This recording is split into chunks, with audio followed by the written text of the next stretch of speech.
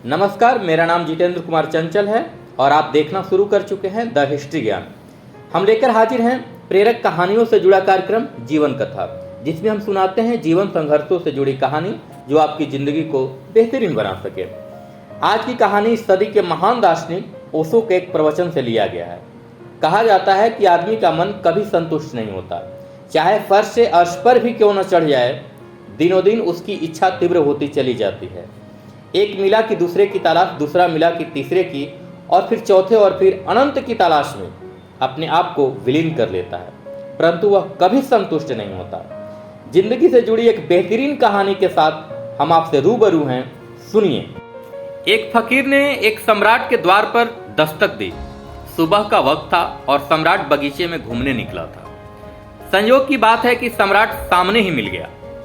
उस राजा के दरबार का एक नियम था कि सुबह सुबह जो भी उसके दरवाजे पर भिक्षा मांगने आता, उसकी भिक्षा पात्र पूरे भर दिए जाते थे और वह संतुष्ट हो चला जाता था। राजा की ख्याति दूर दूर तक फैली थी। फकीर ने अपना पात्र उसके सामने कर दिया। सम्राट ने कहा, क्या चाहते हो? फकीर ने कहा, कुछ भी दे दो, शर्त एक है कि मेरा पात्र पूरा भर जाए। मैं थक गया हूं, यह पात्र भरता ही नहीं। सम्राट हंसने लगा और कहा, पागल मालूम होते हो। पागल न होते तो फकीर ही क्यों होते? यह छोटा सा पात्र भरता ही नहीं। फिर सम्राट ने अपने वजीर से कहा, लाओ स्वर्ण अशर्फियों से भर दो, इस फकीर का मुंह सदा के लिए बंद कर दो।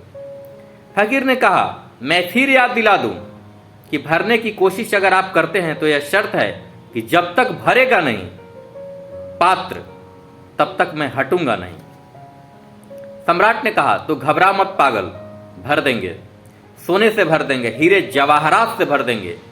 लेकिन जल्द ही सम्राट को अपनी भूल समझ में आ गई। अशर्फियां डाली गई और खो गई, हीरे डाले गए और खो गए। लेकिन सम्राट भी जिद्दी था और फिर फकीर से हार माने यह भी तो जचता न था। सारी राजधानी में खबर पहुंच गई, हजारों लोग इकट्ठे हो गए। सम्राट अपना खजाना खाली करता गया। उसने कहा, आज दांव पर लग जाना है, सब डुबा दूंगा मगर उसका पात्र भरूंगा।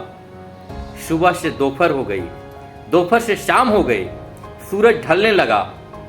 सम्राट कभी खाली न होने वाले खजाने खाली हो गए, लेकिन पात्र नहीं भरा सो नहीं भरा। वह गिर पड़ा फकीर के चरणों में और कहा, मुझे माफ कर दो, मेरी अकड़ मिटा दी, अच्छा किया आपने। मैं तो सोचता था यह अक्षत खजाना है, लेकिन यह तेरे छोटे से पात्र को भी न भर पाया। बस अब एक ही प्रार्थना है, मैं तो हार गया, मुझे क्षमा कर दो। मैंने व्यर्थ ही तुझे आश्वासन दिया था भरने का, मगर जाने से पहले एक छोटी सी बात मुझे बता जाओ कि दिन भर यही प्रश्न मेरे मन में उठेगा, यह पात्र क्या है, किस जादू से बनाया गया है? फकीर हंसने लगा। उसने कहा, किसी जादू से नहीं, इसे आदमी के हृदय हाड़ मांस से बनाया गया है। न आदमी का हृदय भरता है और न यह पात्र भरता है।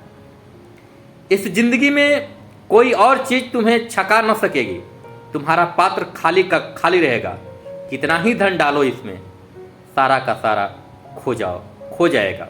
कितना ही पद डालो इसमें, सारा का सारा खो जाएगा। पात्र खाली का खाली रहेगा, तुम भरोगे नहीं। हमें इस कहानी से यही सीख मिलती है कि हाड़ मांस से बना यह शरीर, जिसके एक कोने में मन है, जिसका पात्र हमेशा खाली रहता है, एक पद मिली नहीं कि दूसरे और पांचवें की तलाश जारी।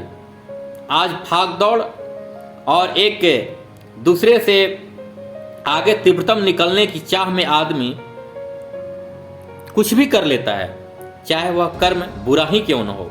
अवसाद और आत्महत्या जैसी खबरों की जड़ें तक जाएं तो मालूम पड़ता है 70% से ज्यादा केस में तीव्र लालसा और जल्दी कुछ कर जाने की महत्वाकांक्षाएं जिम्मेवार हैं।